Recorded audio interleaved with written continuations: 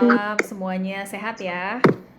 Alhamdulillah Bu. Alhamdulillah. Alhamdulillah Bu. Alhamdulillah sehat. Nggak ada yang balik nanya ke ibu-ibu gimana sehat apa enggak gitu ya. Ibu sehat nggak? Tadi kan saya nanya. Ibu nggak dengar. Kalau ibu makin sehat aja nih, timbangan di rumah aja tambah naik, tambah banyak gitu ya. Jadi harus dibarengi dengan Sama Bu. sama dong ya. Yang penting dibarengi makan yang bergizi dan olahraga kayaknya ya. Ya Bu, sama berjemur Bu. Berjemur. Ntar kalau berjemur dianggapnya corona lagi ya. Enggak lah. Enggak lah ya. Kalau perempuan biasanya yang bermasalah itu masalah badan ya. Kalau laki-laki bermasalah apa? Nggak punya uang kayaknya ya. Iya Bu. Oke, sebelum mulai perkuliahan, silahkan dipimpin doa dulu sama ketua kelasnya atau perwakilan atau siapa aja bebas. Silahkan.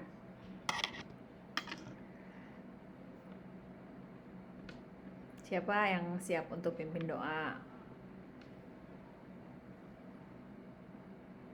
Ya, nggak ada yang mau dipimpin doa aja. Ya Bu. Kenapa? Yang laki-laki aja Bu. Yang laki-laki aja. Berarti yang laki-laki pimpin doa, nanti yang perempuan ini ya, yang perempuan apa tuh? Apa namanya? Motivasi gitu ya. Motivasi ya seperti biasa. Gitu aja ya, biar adil ya. Oke, boleh silakan. Ya udah, kalau nggak ada pasti ibu tunjuk aja lah ya. Yang laki-laki, Angga deh, Angga. Nanti perempuannya ibu tunjuk juga ya. Oke Bu. Bismillahirrahmanirrahim. Assalamualaikum warahmatullahi wabarakatuh. Sebelum kita memulai aktivitas pembelajaran seperti biasanya, semoga kita diberikan kelancaran dan kesadaran, berdoa sesuai dengan kepercayaan masing-masing. Dimulai.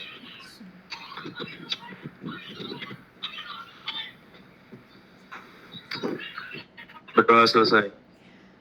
Oke, terima kasih Angga. Sekarang berarti satu orang perempuan untuk motivasi. Tadi udah laki-laki kan ya pimpin doa ya, sekarang motivasi berarti. Ibu tunjuk lagi atau mau ada yang mengajukan diri?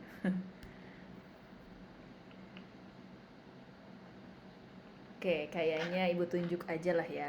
Raisa deh, Raisa.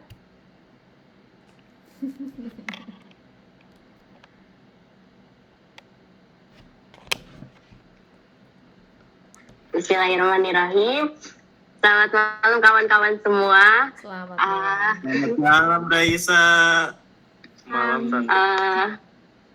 Ya udah, pokoknya cuma mau kasih motivasi buat apapun yang lagi menimpa kita, baik itu kesedihan atau kebahagiaan, kita harus ingat selalu ada akhirnya, dan akhir itu belum bahagia kalau saya juga butuh dimotivasiin nih Bu. Kayaknya dari dalam hati banget Raisa ya. Lagi ya Bu, galau, pokoknya Raisa. intinya tetap harus semangat. Kalaupun ada masalah itu cuma sesaat, karena kita itu dikasih masalah sesuai dengan kemampuan kita. Itu udah ada ayat Al-Qur'annya dari Allah Subhanahu wa taala. Jadi tetap semangat semuanya. Terima kasih. Assalamualaikum warahmatullahi wabarakatuh. Waalaikumsalam warahmatullahi wabarakatuh. Berarti sebetulnya jangan nangis gitu dong. Jadi ibu sedih juga nih Raisa.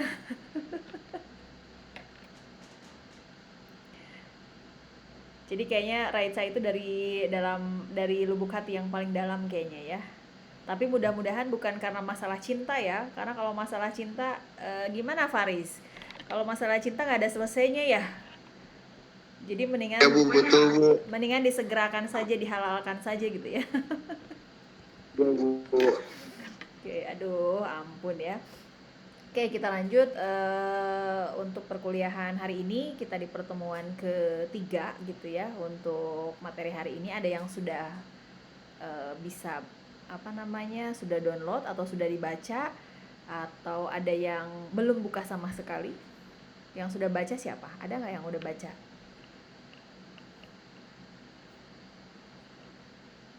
Baru di download Bu, kan baru pulang dari kerja. Alasannya kerja gitu ya. Kalau di ini apa katanya, kerja tipes gitu ya, apa atau gimana sih, ibu lupa. Oh yang ibu pernah bikin juga di update status kayaknya, hidup gue cuma cuan gitu ya, lama-lama kalau kerja aja tipes gitu ya katanya. Kalau di TikTok sama Reels sih ibu kayak gitu biasa. Oke, berarti baru di download ya, berarti hari ini kita masuk ke pertemuan ketiga. Untuk absensi berarti ini ada 30, kurang lebih 38, berarti sisanya ada yang belum masuk juga ya, ada yang belum join. Oke, ibu mau share screen dulu untuk materi hari ini. Paling nanti kalau memang ada yang mau ditanyakan, silahkan ya. Oke, kita masuk ke bab 3. Minggu lalu kita kan tidak Google Meet ya, baru minggu ini Google Meet lagi. Kira-kira untuk materi yang minggu kemarin masih ada yang ingat atau masih ada yang lupa? Atau tidak sama sekali, tidak dibaca sama sekali? Udah terlihat ya share screen-nya ya?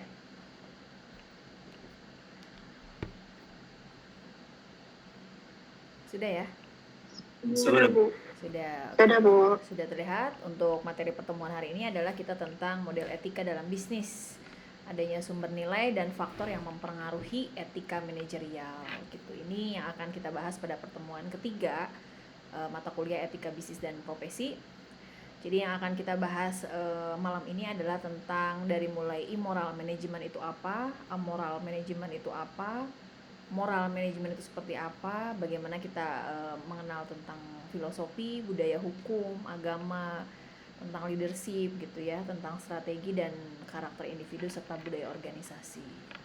Kita lanjut ke materi yang pertama tentang immoral management. Jadi kalau misalnya kita berbicara tentang immoral management itu adalah tingkatan terendah dari model manajemen dalam menerapkan prinsip etika bisnis gitu. Biasanya tipe ini adalah sama sekali tidak mengindahkan apa yang dimaksud dengan moralitas, baik secara internal dalam organisasinya ataupun secara eksternal gitu. Dan tipikalnya seperti yang apa ya, yang mungkin acuh tak acuh, cuek gitu ya. Ada di tempat kerja yang merasakan seperti ini? Banyak? Atau sama Banyak, sekali? Bu. Banyak ya gitu. Jadi ketika dalam suatu organisasi atau di tempat kerja kita, mungkin antara atasan, antara bawahan, atau antara sesama karyawan itu sudah tidak ada lagi yang namanya mengindahkan yang namanya moral, yang namanya etika itu sudah tidak ada gitu. Sehingga kalau dalam manajemen ini adalah istilahnya adalah immoral management gitu ya. Yang selanjutnya adalah amoral management. Amoral management ini adalah tipe manajemen yang memang di situ sebetulnya dia bukan tidak tahu sama sekali yang dimaksud etika, tetapi dia bisa masuk ke dalam dua jenis, dalam artian mungkin dia akan merasa bahwa manajer itu kurang peka, tapi sebetulnya ketika sewaktu-waktu dia akan merasa peka terhadap ada permasalahan misalnya seperti itu. Jadi ini adalah amoral management. Jadi dengan manajer dengan tipe manajemen yang memang sebenarnya bukan tidak tahu sama sekali gitu tentang etika, tapi terkadang etikanya bagus, terkadang juga mungkin tidak peka gitu ya, seperti ini. Jadi biasanya manajemen yang dikenal tidak sengaja berbuat amoral ini para manajer yang dianggap kurang peka terhadap satu masalah gitu ya, satu kejadian di dalam organisasinya gitu. Dan yang kedua adalah manajer yang sengaja berbuat amoral manajemen dengan pola sebetulnya dia memahami adanya etika gitu yang harus dijalankan gitu, tetapi terkadang sengaja melanggar etika tersebut. Jadi ada yang seperti ini. Ini adalah istilahnya amoral management. Nah, kalau moral management adalah tingkatan tertinggi dari penerapan nilai etika gitu ya. Ini namanya moral management. Jadi ketika nilai etikanya ada, ketika moralnya sudah bagus gitu. Nah, ini adalah level standar tertinggi gitu dari perilaku atau aktivitas dalam bisnis atau dalam organisasi atau di dalam perusahaannya, seperti itu. Yang paling bagus yang mana kira-kira? Moral, Bu. Moral manajemen, tetapi pada kenyataannya mungkin amoral manajemen ya kebanyakannya yang diterapkan ya. Kadang ada juga kepemimpinan yang memang peka terhadap bawahan, pengen naik gaji 1 bulan, 2 bulan, padahal dia peka, tapi karena tidak ada anggarannya akhirnya tidak peka gitu ya. Atau mungkin dia sebetulnya merasakan bahwa karyawan ini pengen difasilitasi, pengen diajak gathering misalnya gitu, tapi tidak ada anggarannya, akhirnya tidak jadi. Mungkin ada yang seperti itu kalau hal-hal yang ya mungkin salah satu contohnya lah ya seperti itu. Nah kalau kita berbicara agama ya jelas kita balik lagi etika baik buruk, salah benar gitu ya. Kalau kita berbicara tentang filosofi berarti harus apa? Mungkin orang-orang yang suka berfilosofi itu gimana ya penggunaan bahasanya, mungkin ya ketika punya nilai-nilai etikanya juga dia menggunakan gimana sih cara orang berfilosofi, gimana ya kira-kira sebenarnya filosofi itu apa sih? Ada yang pernah dengar filosofi itu apa? Bukan filosofi kopi ya. Jadi kalau filosofi itu lebih kepada satu pemikiran yang kompleks gitu ya, yang cakupannya itu biasanya lebih kompleks atau lebih menyeluruh dan terkadang itu sulit dimengerti gitu. Hanya orang-orang tertentu yang bisa mengerti atau memahami apa yang kita katakan. Itu orang-orang atau itu istilahnya dari filosofi. Itu jadi kalau misalnya ada orang yang dia selalu menggunakan kata-katanya itu secara puitis, hanya dia yang memahami, berarti orang tersebut lagi menggunakan apa ya istilahnya, orang tersebut berfilosofi gitu ya, mungkin istilahnya seperti itu. Jadi ketika kita ingin memperdalam ya kita harus banyak sekali apa namanya vokabularinya tentang dunia orang yang berfilosofis gitu ya. Jadi kalau ibu juga orang-orang yang puitis, orang-orang yang berfilosofi itu terkadang susah dipahami ya. Tapi hanya mereka yang tahu biasanya seperti itu. Nah kalau budaya ini lebih kepada nilai-nilai atau norma yang diberikan pada kelompok atau satu organisasi gitu ya sebagai landasan dalam kehidupannya, itu menjadi budaya gitu. Kalau hukum ya berarti jelas ada aturan yang mengikat gitu ya, harus ada seperti itu. Oke, sampai sini ada yang mau ditanyakan nggak?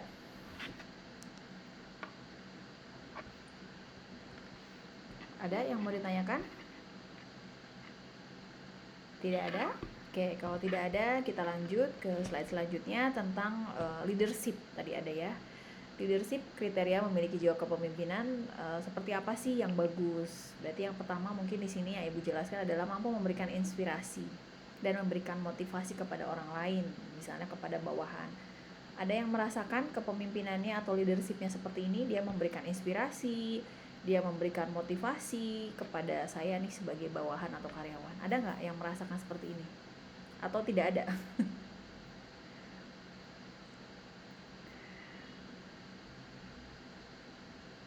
Ada Bu. Nggak ada? Ada Bu. Ada, berarti hampir semuanya mungkin ya? Ada Bu. Berarti bagus dong kalau gitu, tempat kerjanya semuanya pada bagus ya. Berarti tidak ada yang bermasalah. Disemangatin terus Bu. Dibahagiakan terus oleh atasan kita ya. Berarti Enggak juga sih Bu. enggak juga.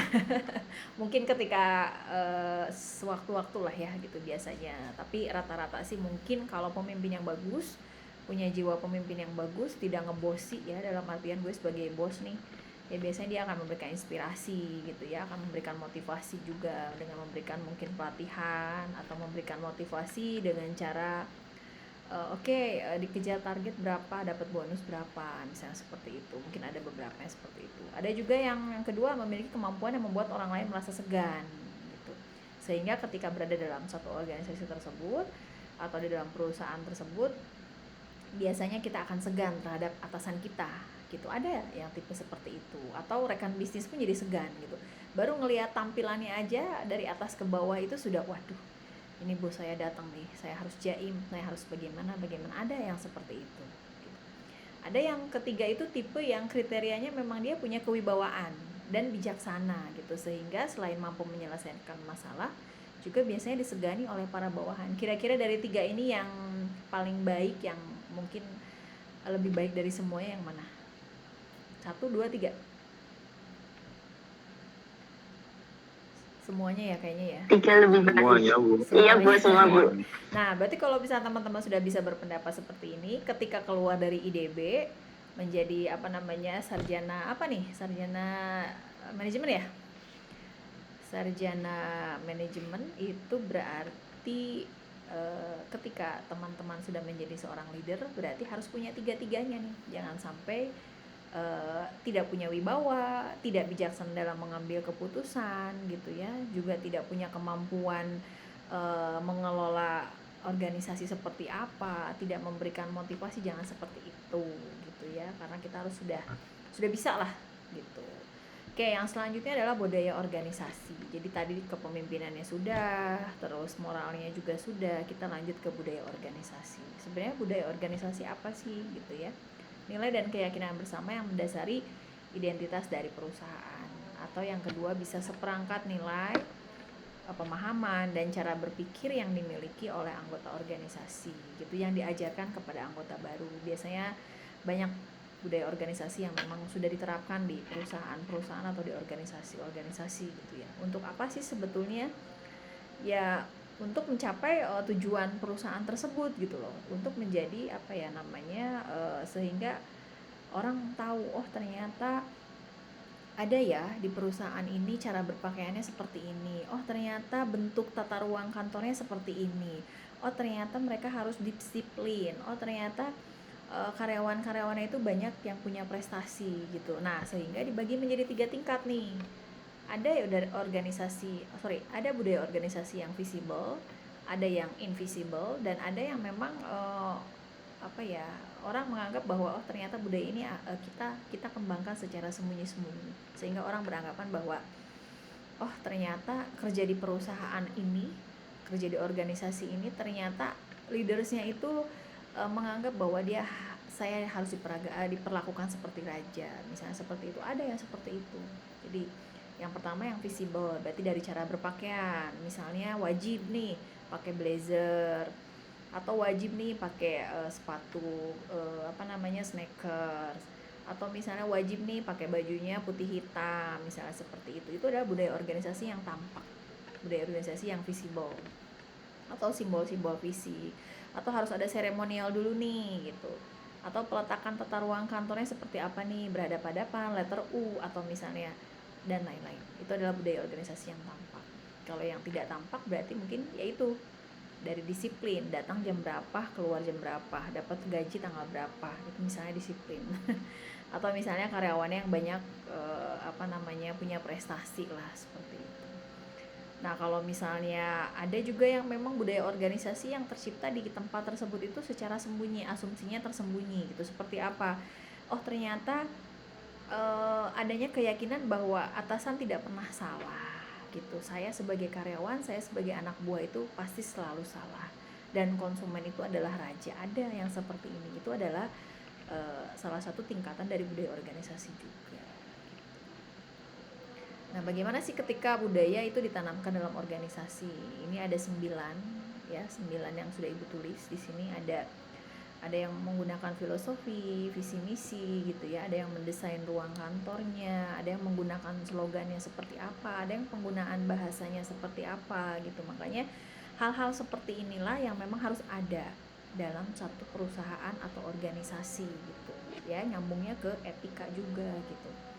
Adanya mungkin cerita gitu ya, memberikan program pelatihan pengajaran gitu ya, memberikan sikap keteladanan gitu ya, mempunyai sistem, adanya prosedur organisasinya seperti apa gitu, dan punya tujuan. Jadi kalau memang budaya organisasi pengen ditanamkan dalam satu organisasi, dalam satu perusahaan, dalam satu tempat kerja kita, nah ini beberapa, mungkin salah satu saja boleh, mau semuanya pun boleh gitu. Harus ada penghargaan juga untuk siapa? Untuk karyawan. Harus ada promosi juga, mungkin promosi jabatan, promosi pegawai.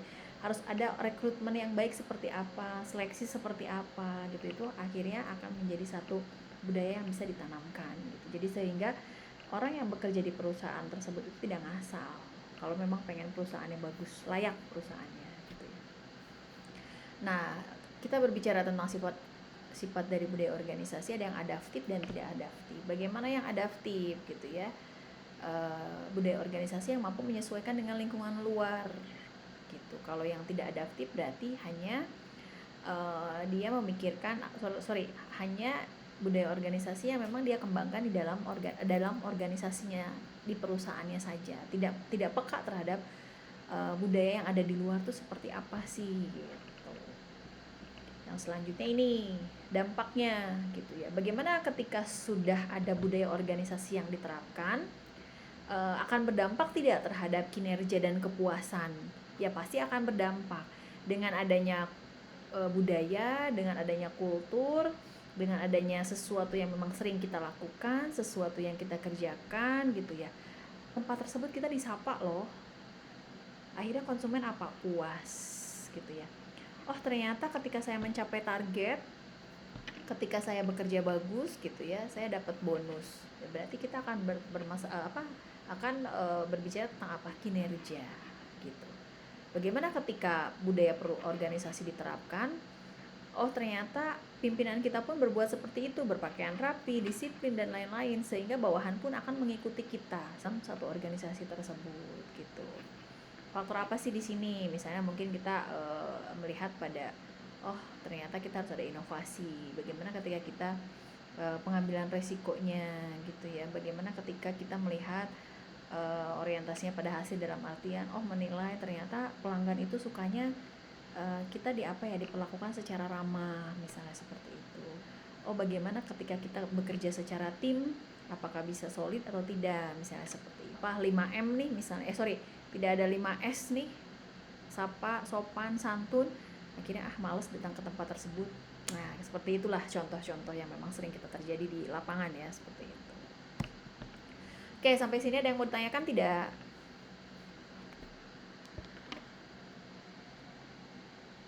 Ada nggak yang mau ditanyakan? Belum Bu. Belum ya, sudah paham semua ya. Oke, kita lanjut ya. Sedikit lagi nih, 3 slide lagi. Tadi tentang faktor-faktor, tentang budaya organisasi, etika organisasi. Hampir sama juga dengan yang sudah Ibu jelaskan tentang etika gitu ya. Jadi kita berbicara tentang bagaimana ketika kita punya perilaku dalam organisasi. Intinya sih seperti itu gitu. Yang seperti apa ya, tentang baik benar, tentang salah, tentang buruk baik buruknya, tentang salah dan benarnya gitu ya. Bagaimana ketika kita mempelajari tentang hal-hal yang memang atau tindakan-tindakan yang harus kita harus kita lakukan, harus kita kerjakan dalam satu organisasi gitu ya. Jadi dimanapun juga etika organisasi itu harus ada. Nanti berbeda lagi dengan etika profesi. Oh profesi dokter itu etikanya seperti apa? Oh profesi dokter itu profesi dosen itu harus seperti apa? Punya etikanya, etika terhadap mahasiswa, etika terhadap manajemen misalnya seperti itu. Atau teman-teman di sini pun ada etika dalam bekerja, etika dalam berorganisasi, etika dalam kita sebagai tim marketing nih misalnya harus seperti apa sih etikanya gitu, pasti ada di situ gitu. Nah ketika kita berbicara tentang etika organisasi, bagaimana sih ketika kita ingin mengembangkan etika di tempat kerja kita gitu ya. Jadi mungkin ada beberapa hal yang memang kita harus terapkan lah seperti itu ya. Bagaimana ketika kita menerapkan tingkah laku etis dalam artian bagaimana ketika kita harus berbuat atau harus bertindak ke bawahan kita atau kita sebagai pemimpin seperti apa gitu ya. Jadi kita itu memberikan contoh gitu ya, memberikan peran yang baik sehingga sehingga bawahan kita akan mengikuti kita. Bisa seperti itu. Yang kedua mungkin bisa penyaringan karyawan dalam seleksi awal. Saya tidak mau karyawan yang ngatur sendiri gitu. Ya silahkan dilakukan penyaringan seleksi gitu, seleksi karyawan gitu. Mengembangkan kode etik seperti apa, seperti yang pernah Ibu share mungkin ya, yang anak bimbingan Ibu nih, kode etik sebagai mahasiswa seperti apa sih. Nah perlu dikembangkan gitu ya. Menyediakan pelatihan etika, karena memang kalau kita berbicara etika itu banyak ya, luas sekali cakupannya gitu ya. Memberikan dukungan gitu ya, dan jangan lupa menerapkan etika dalam praktek sehari-hari gitu. Ini yang memang harus kita lakukan gitu. Jadi semakin kita terbiasa menerapkan etika yang baik di tempat kerja, di keluarga, atau dengan rekan-rekan seperjuangan kita di kampus misalnya, nah itu akan lebih istilahnya tuh lebih apa ya, lebih meyakinkan kita bahwa oh saya punya etika yang bagus loh gitu, sehingga orang akan segan dengan kita gitu, sehingga orang akan suka dengan kita, akan resep gitu ibaratnya kalau kata Sunda ya gitu. Tapi ketika orang tidak punya etika, ih males banget sih, biasanya kan seperti itu gitu ya. Nah mungkin ini untuk tugas kelompok, tadi ibu yang kelas pagi sudah ngobrol juga dengan mereka. Nanti silahkan untuk tugas kelompok ini dibagi kelompok, satu kelompok ini mungkin bisa 5 orang ya masing-masing, atau disesuaikan saja dengan jumlah mahasiswa dan materinya mungkin sudah ada di RPS di Smart IDB ya. Nanti yang bisa malam berarti kita presentasinya malam, yang bisa pagi presentasinya pagi. Jadi silahkan misalnya 2 minggu ke depan saya masuknya pagi nih, berarti saya akan masuk ke kelompok pagi. Oh ternyata 3 minggu ke depan saya mau ikut malam, berarti saya kelompoknya kelompok malam. Mungkin begitu saja ya kira-kira untuk tugasnya. Oke, terima kasih untuk pertemuan hari